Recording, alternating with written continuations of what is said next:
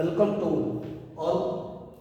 Now this is the continuation of first previous video, motion through pulley 1.2. Now in motion through pulley we have discussed what is the acceleration acting on the system. This is the plane case, and what are the tensions acting on the system, and how can you calculate acceleration and tension directly and with the help of a free body diagram. There are two approaches, approach 1 and approach 2, what we call the method 1 and method 2. I think the method 2 is advantageous because it is a time management.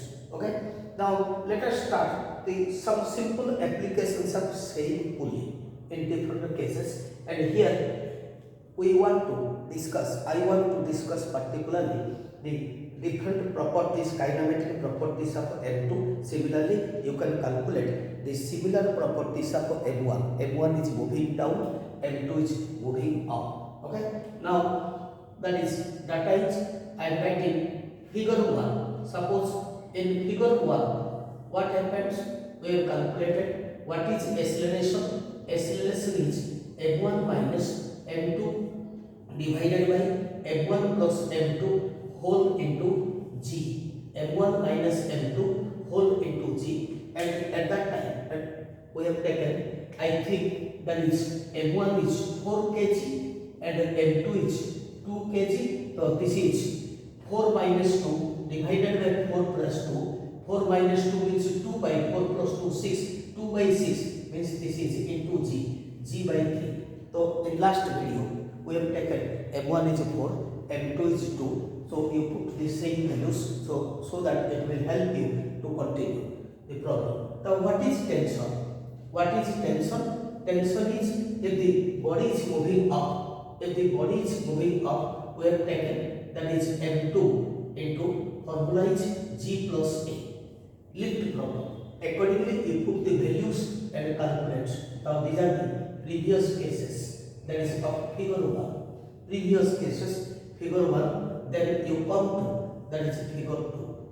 Figure 2. You come to figure 2. This is. Okay. What happens in figure 2? What happens in figure 2 is that objects start from this level.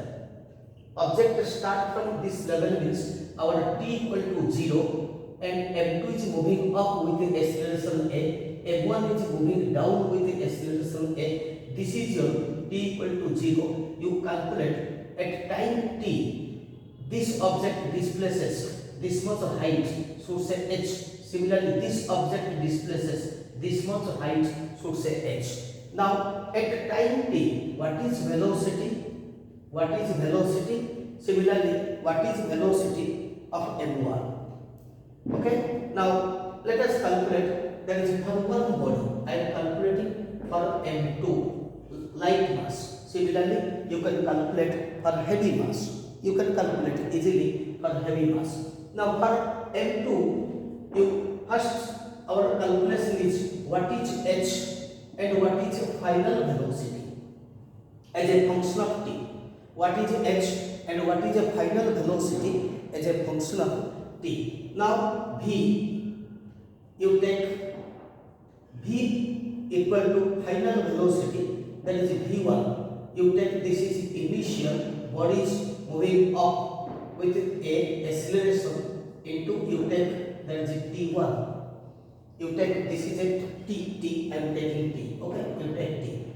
v1 u plus at1, that is u is 0. What is a? A is here g by 3. G by 3 into t. G by 3 into t. So if you know the value of t, then it is possible to find out what is v. Suppose t equal to 1, sorry, t equal to 3 seconds. So 3 if cancelled, then v1 becomes 10 or 9.8 meter per second. Magnitude of g or magnitude of v1 is same. Only there is a difference in unit. Okay. So similarly, how can you calculate h? That is ut plus half a t square. Ut plus half a t square. Since u is 0, then you take in both the two equations starting from u, which will be help to calculate. That is half a means again g by 3 into this is c square, this is g t square divided by 6, g t square divided by 6. Okay, g t square divided by 6. But this is h equal to ut plus half a t square. I am taking this formula, g t square divided by h, or you take d square equal to u square minus 2s, but here v1, that is h, is dependent on v1 and I want to calculate without depending v1, because if t are known, how can you calculate v1 without taking h? If you want to calculate h without taking v1. Okay, so now this is your, that is another approach for figure 2. Then you come to, that is figure 3. You come to figure 3. Now in figure 3, this is what happens. Now at a time, this is t. This is t equal to 0. This is t equal to t. Now here, that is string breaks. That is string breaks. If the string breaks, then that is M2 and M1. Now they are treated as a freely falling body. There is no relation between T1 and T2. M1 falls freely towards Earth, M2 falls freely under acts freely under gravity. But initially its direction is up, so it should move along up to a particular distance. While moving along up, its speed goes on decreasing because motion is against the gravity, and that is mass m2 is brought to rest. That means its final velocity, that is 0 at a time t equal to t naught, and distance traveled is, should say, h naught. That is after traveling further distance h naught, it is brought to rest. Brought to rest means v equal to 0. So what is time taken? Let it t equal to t naught, further time. So your measurement start from here. If the measurement start from here acceleration due to gravity for up body, this is minus g. For a down body, this is a plus g. So it is treated as a freely falling body.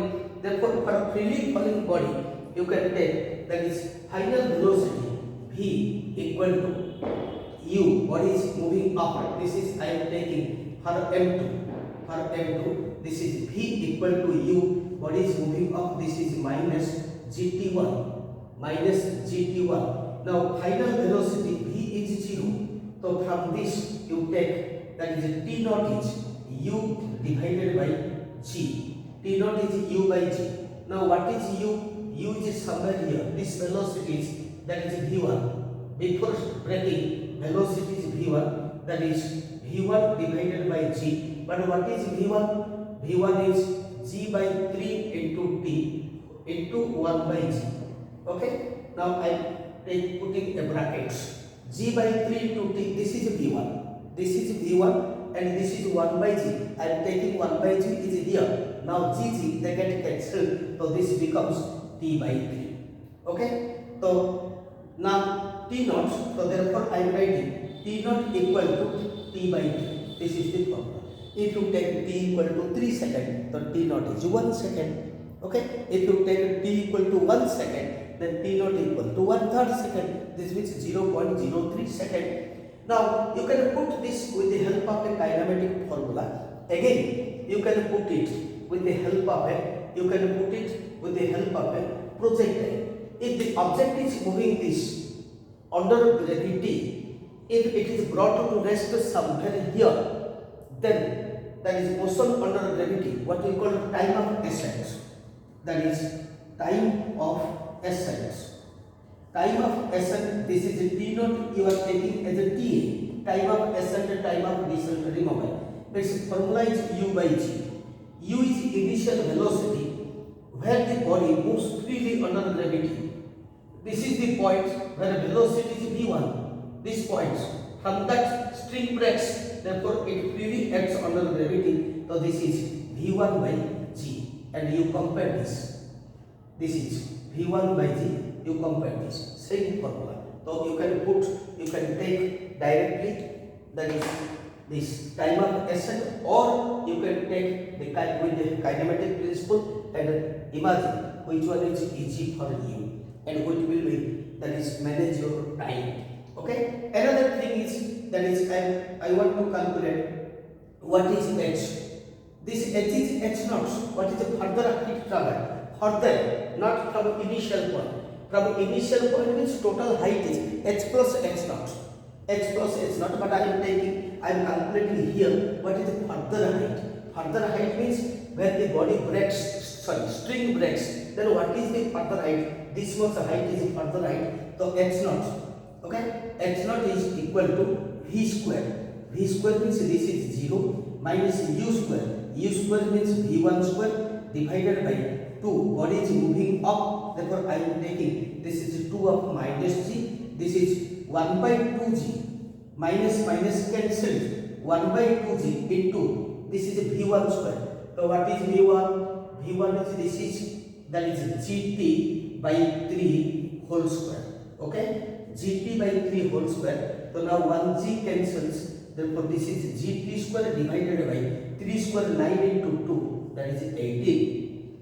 So this is the value. If you put t equal to suppose 3 second, 3 square 9 by 18 cancel. So this your h naught is g by 2. G by 2 means 9.8 divided by 2 means 4.9 meter per second. Because 4.9 meter because this is a height. Okay. So yes, if you do not use this formula, kinematics equation, you can use energy conservation formula.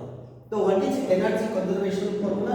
That is at the point of starting freely under gravity, the velocity is half m into v1 square and highest point velocity is 0. Therefore, this is loss of kinetic energy. Loss of kinetic energy is gain in potential energy. This is m2 mass, m2g into h naught. m2g into h naught. So from this equation, h naught is v1 square divided by 2g. This is the equation. v1 square by 2g. So you can put these things directly also. Okay? You can put these things directly. Now, this is the simple cases, dear friends. You can use two methods with the help of a kinematics and that is with the help of law of conservation of energy. We have calculated M2, property of M2, it is moving up. Similarly, you can calculate property of M1 if it is moving down. Clear? Okay? Now, this is your almost all. In next video, we will go some other properties. But if you like it more, comment it more and subscribe, then it will help me, it will inspire me to upload more videos in a simplest form. Okay? Thank you all.